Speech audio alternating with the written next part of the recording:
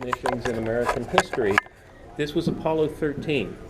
It was the third launch to Sierra. Sorry. Sarah, go back up go back up. This was the Apollo 13 capsule.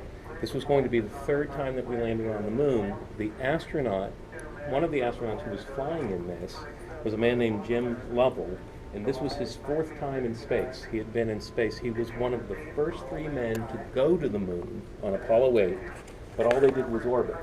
And he got on this mission. He was supposed to be on Apollo 14, but the crew of Apollo 14, one of the astronauts got sick, and so they switched places.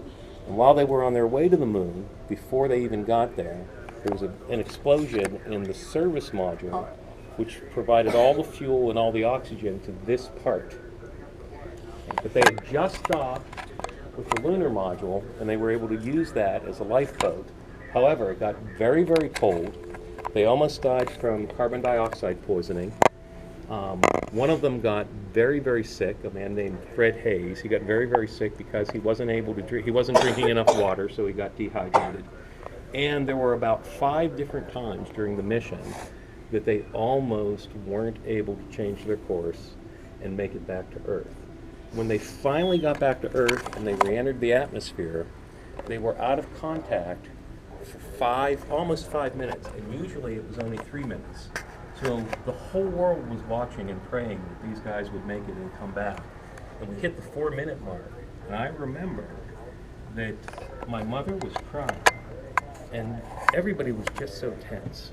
And then all of a sudden, Jim Lovell contacted Mission Control, and we heard his voice, and then just at the same moment, we could see the parachutes open, and they landed.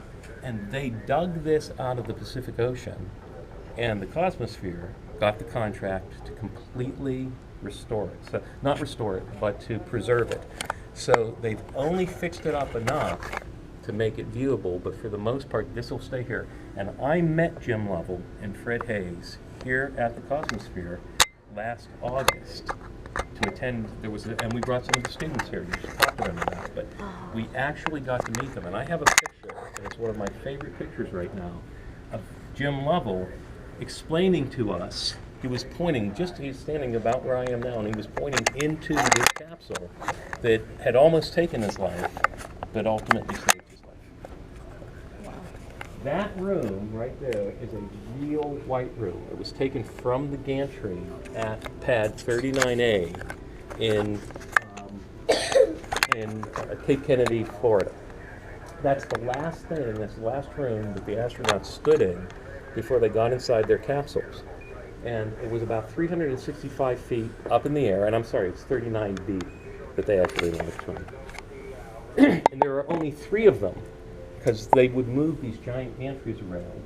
And you are very, very lucky to be able to stand where Neil Armstrong and Jim Lovell and Charlie Duke, and my favorite Apollo astronaut, Jim Irwin, because he was from Pittsburgh, where they all got to stand before they went into the space capsule. And what's so special to me about this is that when I was your age, I wanted to be an astronaut more than I could imagine. I knew everything there was to know about the Apollo program, about the lives of the astronauts. I collected the mission patches.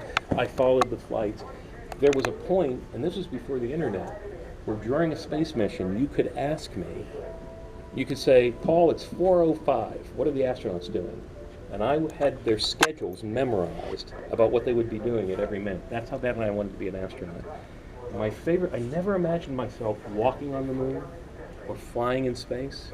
I always imagined myself standing there in a spacesuit, waiting to get into the capsule for launch. So when I had the chance to come here and actually stand in that room where I had imagined myself being, and that is the magic of history. And that is the magic of museums, that you get to experience and touch things that would otherwise be just an idea to you. And I didn't mean to preach to you or teach to you, but I wanted to share, because I like you guys so much. I wanted to tell you about how special that room and this capsule was to me when I was growing up. All right, let's go and have fun. No more lessons for the day. Okay, thank you. Bye. Good. That was insane. That was legitness. Dude, that was so cool. That was legitness. Yeah, but they made it. I can't do Okay, it. that's the end of this video. I'll start another one right now.